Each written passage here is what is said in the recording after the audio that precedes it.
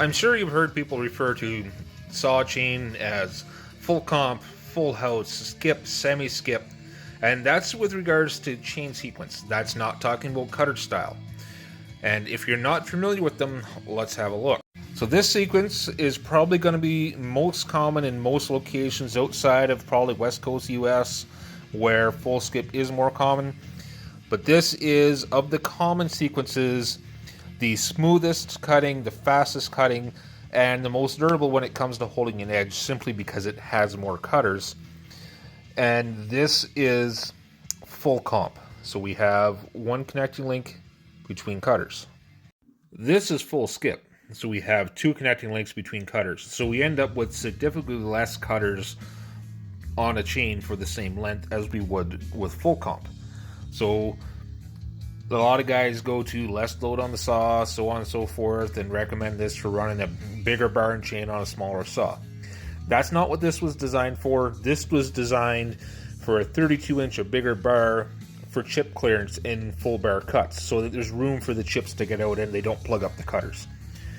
I'm not a big fan of using it to make a smaller saw run a bigger bar, but it is what it is. People use it for that. Then there's a combination of these two. It's called semi-skip. So semi-skip will have two cutters laid out like full comp, and then on either side of them you'll have the two connecting links like full skip does. So of those layouts, the full skip is going to be the roughest cutting. It's going to chatter the most. It's going to be most prone to kick back. But for the right application, it works well. You see a lot of guys also hand falling and hand filing and landings and stuff like that. They like that because there's less teeth and it's faster to file. By far the least common chain sequence we have here.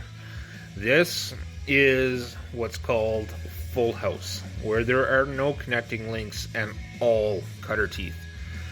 This is very efficient. You don't need a particularly high chain speed to do a lot of cutting, which is why it works really well on this Milwaukee hatchet. But there have been race loops built out of this layout, and guys proved that they could work very well. People are going to try and argue this one, and they're not going to like what I have to say, but nothing's going to be slower than full skip. Typically, race chain is built on full comp, and that is A, because of availability. That's why you don't see the full house. And B, because when you have more cutter teeth per inch, you do more cutting per inch of chain travel. It's not rocket science. You get half the cutters, you do half the work, and it dulls twice as fast because there's half of the cutters doing the same amount of work. It's just the way it is.